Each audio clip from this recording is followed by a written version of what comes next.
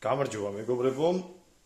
დღეს როგორც უკვე დაფაზე კითხულობთ, ალბათ ჩვენი თემა არის როზუმის კვალი. შევეცდები მაქსიმალურად გაგაცნოთ თუ რა არის ეს. ეხლა მე არ გამოვჩდები კადრში, მთავარია ჩანდეს დაფა, სადაც დაინახავთ ზომებს და ყველაფერს რა. ესე იგი მეგობრებო, დავიწყოთ. ჩათვალეთ, რომ აი ეს არის მიწის ზედაპირი რა, აი ეს ლურჯი ხაზი. ითხრება ტრანშეა. არავითარ შემთხვევაში არ უნდა იყოს ტრანშეა ესეთი სწორი კუთხით, უნდა იყოს დახრილი, 45 გრადუსიანი საკმარისი არის. აი ესეთი ჩათვალეთ, სამკუთხედს აკეთებთ რა. იღებთ მიწას, სიღრმე 35-40 სანტიმეტრი. სიგრძე ამ ტრანშეის, რამხელას თქვენ გაქვთ ბოსტანი, მთავარია დაიცვათ აი ეს კუთხე და სამუშაო ადგილი 30 სანტიმეტრი, ანუ ეს ბორცვები არ არის აუცილებელი, მაგრამ სადაც ახლა ხედავთ ამ ბორცვებს, აი ეს არის ის ადგილი, სადაც მომავალში უნდა დაითესოს ჩვენი კულტურები რა. ტრანშეის სიგანი არის 60 სანტიმეტრი. სიმაღლე 35-40 სანტიმეტრი, სამუშაო კვლევის სიგანი არის 30 სანტიმეტრი. ამ კვლევის შემდეგ მოდის ბილიკი, მერე ისევ 30 სანტიმეტრი, ტრანშეა ისევ 30 სანტიმეტრი. ანუ დაახლოებით მივხვდით, ხო? აი ასეთი რაღაცა მიკრო ვარიანტი რო დავხაზოთ, ტრანშეა, მერე კვალი, ტრანშეა, მერე ბილიკი სასიარულო, მერე ისევ აი ესე, მერე ისევ ბილიკი რა. აი აქ არის კულტურები, ეს არის ბილიკი. სად ხომ უნდა იაროთ, მოემსახუროთ რა. ესეც ბილიკი.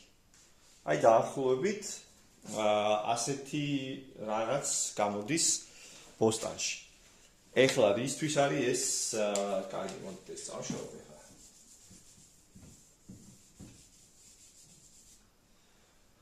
როზუმის კვალის პლუსი არის ძალიან დიდი იმ რეგიონებისთვის, სადაც ნაკლები ნალექი მოდის.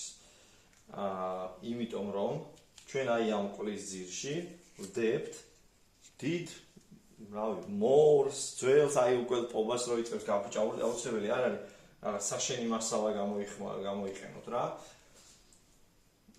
ძველი ხე, ფიცრები იქნება, ეს ბალკები იქნება, თუ რაც იქნება, რაც თქვენ აღარ გჭირდება, რასაც უკვე პობა აქვს დაწყებული და თქვენ ვერაფერში აღარ გამოიყენებთ იმას, გარდა იმისა, რომ დაწვავთ და არც ცეცხლი იქნება კარგი, ვინაიდან უკვე პობა აქვს დაწყებული, ხო? ეს ქვემოთ ჩადებული დავარქვათ ახლა ხის მორი იწოვს უამრავ რაოდენობა წყალს. როდესაც წვიმა ჩამოდის ზემოდან, ეს არის მიმღები, ასე ვთქვათ და რეზერვუარი თქვენი წყლისთვის. გარდა ამისა, აქ მიდის მთელი პროცესები მიკროორგანიზმების დახმარებით, არა მარტო აქ ზემოთაც მე გაგაგებინებთ, მაგრამ დავიწყოთ ძირიდან, ფუნდამენტიდან და მთელი სიცოცხლე დუღს, ასე ვთქვათ, მიკროფლორის ტენიანობას სულ ინარჩუნებს, მიკროფლორა გადასარევად გრძნობს თავს და აი ეს ფორმა რასაჭიროა, იმიტომ რომ ჰაერის ვენტილაცია კარგად მოხდეს და არ დაიწყოს ნივთიერებების მუმიფიკაცია, ასე ვთქვათ რა, მინერალიზაცია. ჩვენ კვლევში, ჩვენ სამუშაო კვლევში მინერალიზაცია არ გვჭირდება. ჩვენ გვჭირდება მუდმივი პროცესი, რაც შეიძლება მეტი მიკროორგანიზმების ჩართულობით რა. შესაბამისად, ეს ჩათვალეთ, რომ არის თქვენი წყლის დეპო, თანაც ნელ-ნელა ესეც იშლება, საკონნივთიერებებად გარდაქმნიან ამას ჩვენი მიკროფლორის წარმომადგენლები და ამ ყველაფერს აი აქ დათესილი, დარგული მცენარეების ფესვები, რომლებიც გამოდიან აი აქ, და ყველაფერს ითვისებენ. შემდეგი მოდის უფრო წვრილი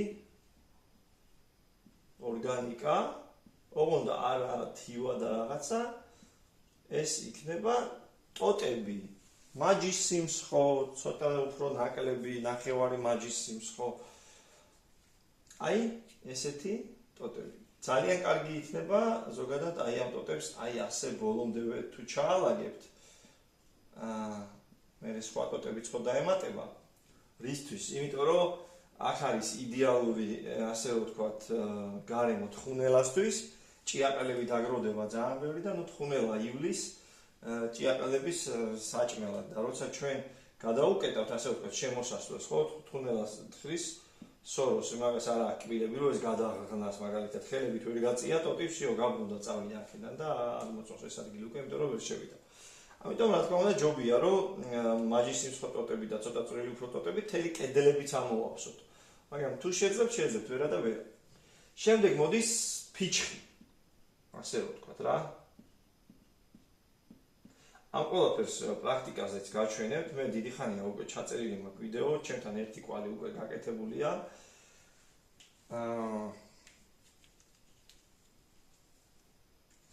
ეხლა ლურჯფერს შევცვლი, რომ მიხვდეთ განსხვავება. ანუ ლურჯი ფერი ყველაფერი ჩვენ გვაქვს ხე. ცელულოზა, მაგრამ რა თქმა უნდა დიდი რაოდენობით ჭიაყელებისთვის ყველაზე მაგარი რაღაცა. ჭიაყელების მისაზიდად პირველ რიგში და არა მარტო მაგისთვის. წყლის დეპო, ყველაფერი ერთად წყალს იგროვებს, ჩვენი მიკროფლორის ბინა, ასე რომ ვთქვათ, სადაც მიდის უამრავი პროცესები. უკვე გადავალ ხა ისევ შავ წერტილებზე და ხეს მორჩით, რაც შეეხება აი ხის ჩალაგება ამ ორმოში დამთავრდა. მესვის ყველაზე ძნელი ამოთხრა არ არის როზუმის კვალის, ყველაზე ძნელი არის მისი გავსება. მაგრამ ვისაც გაქვთ ხა ეზო, განსაკუთრებით სოფელში, ასეთი ძველი გაფუჭებული რაღაც ხის მასალა და მორები და ფიჩხები, წალამით თუნდაც არ არის პრობლემა, ხო? აი აქ შეიძლება მაგალითად წალამის ჩალაგება, ხო? შემდეგ მოდის უხეში ორგანიკა.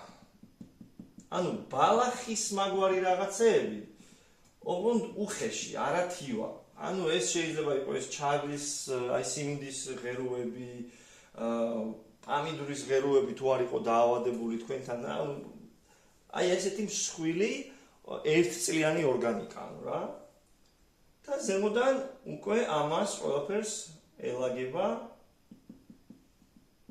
წვრილი ორგანიკა, ჯობია ესე ავსოთ მაღალზე, იმიტომ რომ ეს ყველაფერი მე დაჯდება და მე ნელა რასაც აიღებთ რაღაც ბალახები იქნება, თივა იქნება, ყოველთვის აქ ამატებთ და აქ მიდის მუდმივი პროცესი.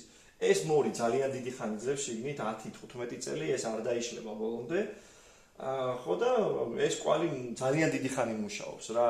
ეს არ არის ის კვალი, რომელიც ყოველ მეორე მესამე წელიწადს უნდა აკეთოთ. თავარი რაც არ უნდა დაუშვათ შეცდომა, ეს არის რომ აუცილებლად უნდა მიცეთ ეს კუთხე და დახრა და აუცილებლად ქვემოთ უნდა ჩაიდოს მსხვილი მორი და არა პირიქით, თანმიმდევრობა უნდა დაიცვათ ახლა ამ ყველაფერს. ეხლა რა შეეხება სამუშაო ნაწილი. ანუ სამუშაო ნაწილი ჩვენ გვაქვს 30 სანტიმეტრიანი კულები. რატო ერთ მხარეს ვქოთ აწეული ხა გავასწორე, აგიხსნით. აწეული კვალი ტენიან და თიხნარზე, თიხნარ ნიადაგებზე, მაღალი ტენიანი, სადაც არის მაღალი ტენიანობა და სწორი ზედაპირის გასწვრივ კვალი მშრალ კლიმატში, სადაც არის ქვიშნარები ძირითადად, ანუ სადაც წყალი იოლად დრენაჟირდება. ანუ ორი კვალი გვაქვს, თითო ტრანშიაზე გვაქვს ორი კვალი. ორივე აწეული, ან ორივე სწორი, გამომდინარე რეგიონიდან. თქვენ ასე არ გააკეთოთ, ეხლა ერთ მხარეს აწეული და ერთ მხარეს ეს უბრალოდ გაჩვენებთ რა. შესაბამისად, აქ ითესება სიდერატები, ეგრევე კვალი გააკეთეთ თუ არა, თქვათ შემოდგომაზე. აქ ითესება სიდერატები. შემდეგ გაზაფხულზე უკვე გამოიყვანეთ ჩითილები, მზათა გაქვთ ჩითილები აქ გადმოსარგავად. სიდერატებს მოჭრით ან ჩაკაფავთ, გამომდინარე იქიდან თუ რა სიდერატია, მაგალითად ჭვავი აუცილებლად ფესვის ქვემოთ უნდა მოიჭრას და მაგალითად ფაცელია და რაფსი და რაღაცა, მაგალითად შეიძლება მიწის ზედაპირზე მოჭრათ და ფესვები დაიწყებს მოპოვებას. უბრალოდ ჭვავი მიწის ზედაპირზე რო გადაჭრით, ისევ დაიწყებს ამოყვარას, გადაჭრით ისევ ამოიყრის. და თქვენ კულტურებს არაცრის გაზრდას რა. და გავთ აქ უკვე ვარჭობთ, არანაირი ბარვა და არაფერი ამას არ უნდა, მიწა გაწიეთ უბრალოდ და ჩადევით თქვენი ჩითილები ან დათესეთ და თხელი ფენა მუჩის გადააფარეთ. გააჩნია რა მოყავთ, ხო რას აპირებთ. მაგალითად სტაფილო, ჭარხალი, ხახვი, მაგალითად აი ეს სამი კულტურა შეიძლება 30 სანტიმეტრი შეიძლება პატარად მოგეჩვენოს, მაგრამ იმის გამო რომ აქ საკვები ნივთიერებები ძალიან ბლომად არის, ეს წყალი ამ ყველაფერს ჟღენთავს ამ ფესვებთან და უამრავი საკვები აქვს მცენარეებს ერთმანეთთან საკვების გამო არ კონკურენტობენ, უფრო კონკურენტობენ იმის გამო იმაში რომ გაიზარდონ დიდი და ასეთ პირობებში ხშირად შემთხვევაში არის ბუნებრივი გიგანტიზმი ხოლმე პირიქით რა. ეხლა აი ეს წრეები დავამატე მე ძალიან კარგი იქნება თუ დაამატებთ აქ მიწას ალაგ-ალაგ რომ ჭიაყელებს არ მოუწიოთ, აი ახლა ეს ჭიაყელები დაძვრებიან ხო? აქ მე მიწის გამო ჩამოდიან, იმიტომ რომ მიწის გამო გარეშე ვერ ინელებენ, ანუ ორგანიკას მიირთმევენ ჭიაყელები მიწასთან ერთად რა. იმის გამო რომ ჭიაყელა მარილინოს ქვემოთ, აქაც კონდეს მიწა.